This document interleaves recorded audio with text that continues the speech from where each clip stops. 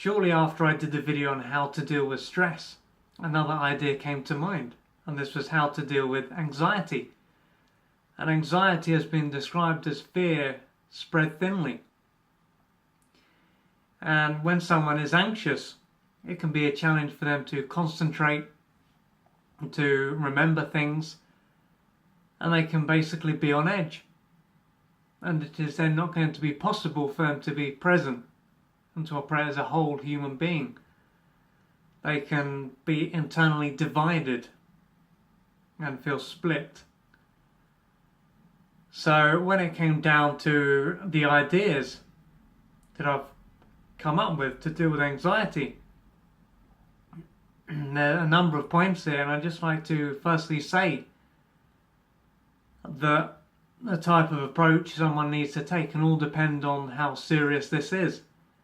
So if someone is basically paralysed with anxiety and they can hardly function, perhaps it could be a challenge for them to leave their house or something like that, then it's going to be different to what someone would need to do if they just have anxiety when it comes to exams and they find it hard to get the information out. Naturally, it's going to be a different response that is needed. So with that said, I'm just going to give a general points about what can be done to deal with anxiety. And then it depends on the individual to see what they need to do based on their symptoms and circumstances. So the first thing I've put down is meditation. And when I meditate, I focus on my breathing, so deep breathing. I connect to the sensations in my body and I just observe what is going on in my head and in my body, so I don't get attached. I just allow it to pass through. And one way to see this, and I was reminded of this when I was walking over a river, it's a bit like when we are on a bridge that goes over a river, we're just seeing the water pass by. We're not getting attached, we're just letting it, obviously it's going to go anyway, but we're just observing it as it goes past us. And this is like with meditation, we just let things flow by. So this can be done for starting off with about 10 minutes and moving up a couple of times a week, maybe every day, depending on the time someone has.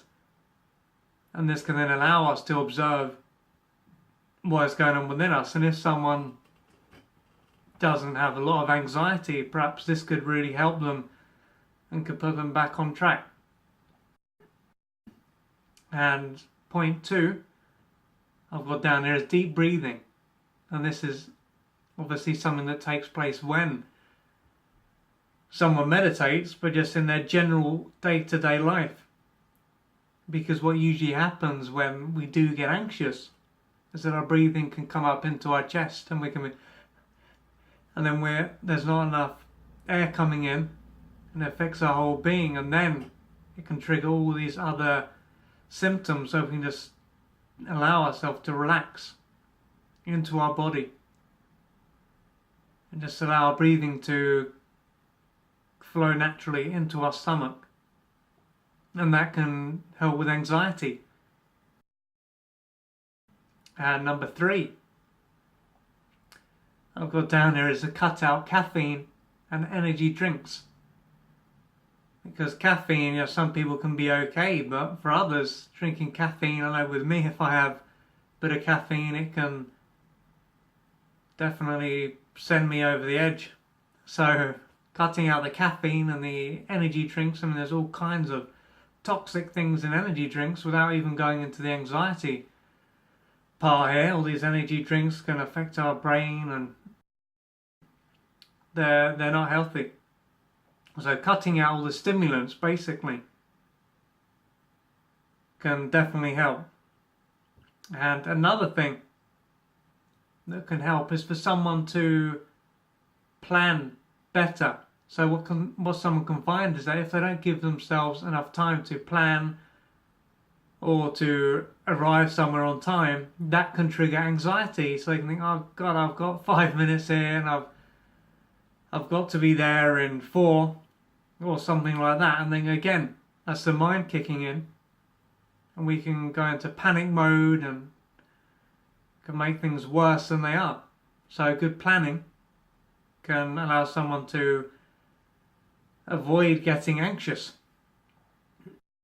And obviously that applies not just to getting somewhere on time, but also with exams and tests that they've got lined up. And number 6,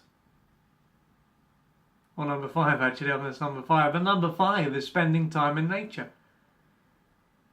And this can be a big thing because so many people live in cities now, they're so isolated from Mother Earth. And through spending time in nature, as they build up their connection, it can allow them to get more into their body, and nature can actually cleanse their energy once they build up a good connection with it. So just spending some time here and there can allow them to really settle in to their body, to get out of their head, because the big thing about today's world is that it's so cerebral. So we use all these tablets and phones and computers, and that gets us in our head, into the monkey mind that is the mind up there. And then through getting back into our body, then it's a lot easier for us to just be. So I would definitely recommend walking in nature, just being with trees, even some tree hugging if someone is able to go with that and they don't find it a bit strange at this stage. And number 6, and this relates to the context of being around people, so in social settings. One thing is that if someone is looking, so they're walking through a shopping centre or a town or a mall, as they might say in America, and they're walking through there and they're looking at people directly in the eyes, and they can think, oh, what are they thinking? Are they judging me? And then that can trigger all kinds of anxiety. So when someone doesn't look directly at people in the eyes, and instead they just use their peripheral vision, so they're not looking at people directly, they're just looking at everything. So I can see now, if you're watching this, I'm looking at you. But if I'm there, I'm just looking at you and the background and everything around you. I'm not looking at anything in particular.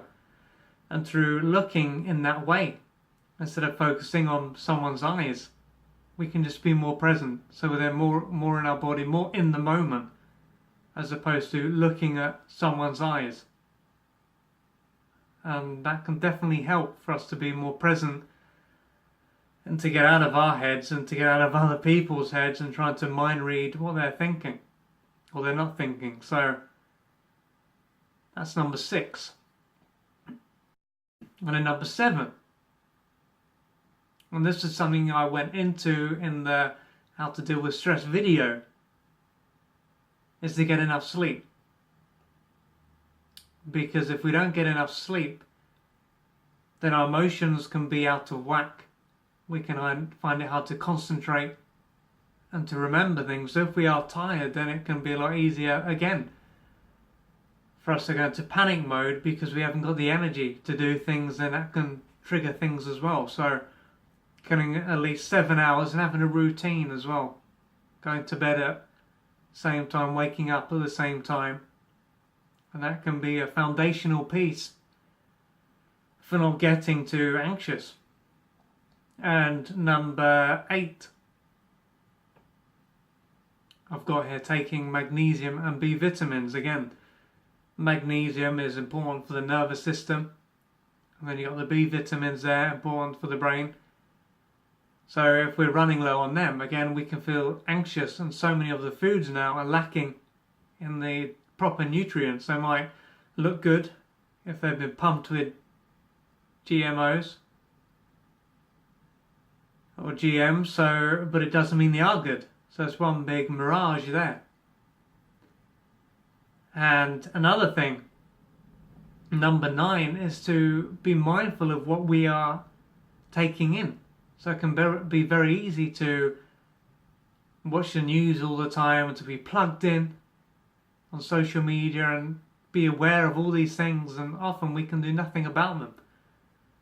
And the media likes to paint a very one-sided view of the world.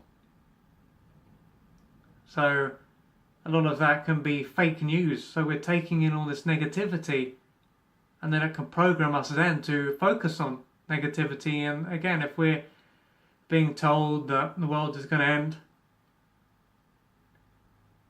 practically, imminently, then it's not going to be a surprise then for that to trigger us too. So we've got to be careful of what we take in. And number 9 is the power of words. So when it comes down to what we are experiencing, we can use words that again make it more traumatizing. So instead of saying I'm excited about what is going on now, we can I'm anxious. So straight away the words we are using can send us into a whole spiral of negativity. So it's important for us to use the right labels for our inner experience, and not to use words that are going to add to the negativity. And number 10, what I've got here is to heal trauma. Because if someone just has a bit of anxiety from time to time, okay, sure, that's part of life. Perhaps a lot of the mental health experts out there would like to redefine what it means to be human and say that we should never experience anxiety, and if we do, then we've got a problem. But just having a bit of anxiety now and then is normal. And if we're learning something new, a bit of anxiety, of course. If we only learned things or went over things that we knew, we would get bored.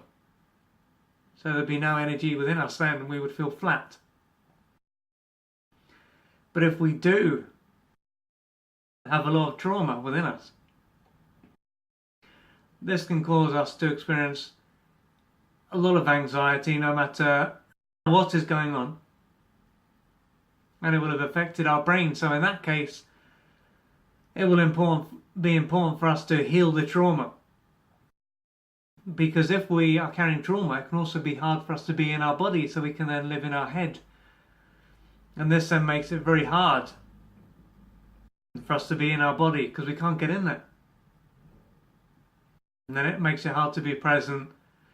And our mind can be overactive, like a defense mechanism to manage the pain in our body. So instead of focusing on the anxiety, it's a case of, well, what is going on underneath?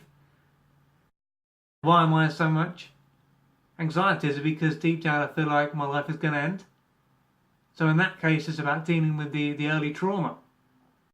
And then that comes down to, even though it's often said it's all about the mind, well, we've got a brain in our stomach.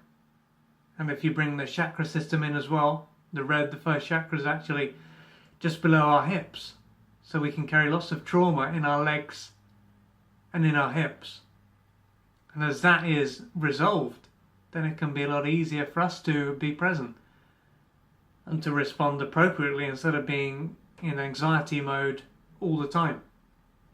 So healing trauma is going to be a big thing. So while there are things that we can do to settle ourselves down, there can also be a case of, well, we are in a lot of pain, so this needs to be resolved. And just taking things and playing with our mind is not going to do with the underlying issue if someone has experienced a lot of trauma and that needs to be resolved. So if that is the case, then perhaps you may need to reach out for a therapist or a healer. And if not, then you can apply these tools that I have laid out, and I hope that this has assisted you and that you can move forward from this challenge.